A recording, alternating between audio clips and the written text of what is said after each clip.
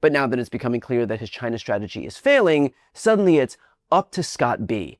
I mean, just listen to what he said days ago when it comes to accepting praise for victories and diffusing responsibility for defeat. When does it become the Trump economy?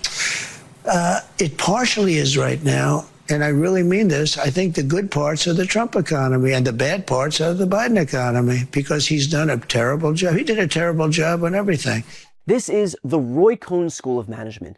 Always take the credit, never take the blame. The United States of America is being led by someone who has the mentality of a 7-year-old on a playground.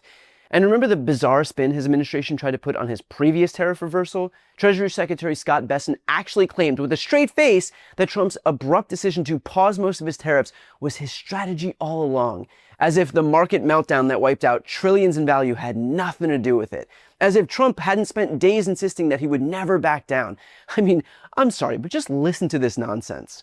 That's okay. He's fine with no deal.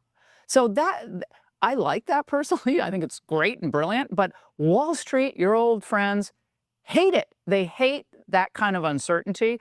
What do you say to them tonight, given President Trump's comments about, well, we don't have a deal. We don't have a deal. We'll survive. Well, Laura, it's called, in game theory, it's called strategic uncertainty, what you're talking about. Nobody does it better than President Trump, and it can be unsettling for the markets. But why are they unsettled? Because they have a lack of information. President Trump has asymmetric information for what he's willing to do. We don't disclose it.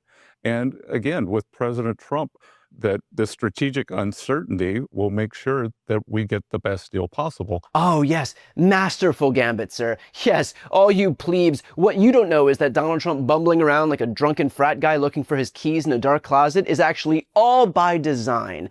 Art of the deal. The reality is that Donald Trump's trade war with China is following the exact same playbook as his first term. Big, bold announcements, tough talk about how easy it's going to be to win, and then, when reality sets in and the economic pain becomes too much to bear, a quiet retreat disguised as strategic masterstroke.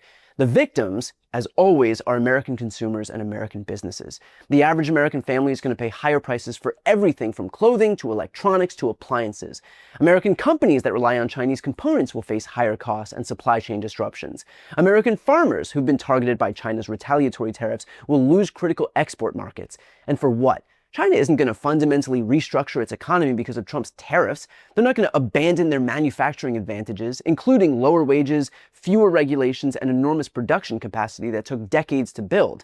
And let's be clear, that pain is here. According to CNBC, the first Chinese goods subject to President Trump's 145% plus tariffs have begun arriving in the busiest ports in the US in Los Angeles and Long Beach. 12,000 shipping containers in all are on the first flotilla of freight vessels from China with goods for Amazon, Home Depot, IKEA, Ralph Lauren, Tractor Supply, Procter & Gamble, LG, and Samsung, among others. That means prices on all of those goods will rise. Those companies will not eat those costs. We will. Americans. Donald Trump's tariffs are a tax on us for no reason at all. So when you see Trump floating a lower 80% tariff rate and deferring to his Treasury Secretary, recognize it for what it is. It is the beginning of an inevitable retreat from an unsustainable position. Trump knows his 145% tariffs are hurting Americans more than they're hurting China, and he's looking for a way to save face as he backs down. The saddest part here is that there are real issues with China that do need to be addressed. Intellectual property theft, unfair trade practices, and more. But instead of building an international coalition to actually confront China, Donald Trump alienated our allies with this America First approach. Instead of strategic, targeted measures, he opted for blunt, across-the-board tariffs that hurt Americans as much as they hurt China. And now, just a few weeks into his second term, his grand strategy is already crumbling. 80% seems right, up to Scott B isn't a position of strength, it is a concession wrapped in bravado. It's an admission that his current strategy is unsustainable. It is the first step in what will invariably be a set of retreats until Donald Trump inevitably declares victory on whatever deal he can get, even if it accomplishes nothing. That's the Trump playbook. Make big promises, fail to deliver, and then convince his supporters that failure was actually success all along. And unfortunately for all of us, American consumers will be footing the bill for his latest economic misadventure.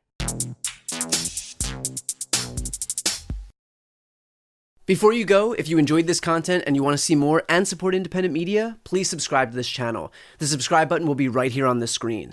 But second, the reality is that we are now in a political environment where this administration can lean on any of the social media platforms to suppress certain voices if they don't like critical coverage. That means my longevity here is in the hands of a few tech billionaires who are already making it clear that they are willing to cater to this administration.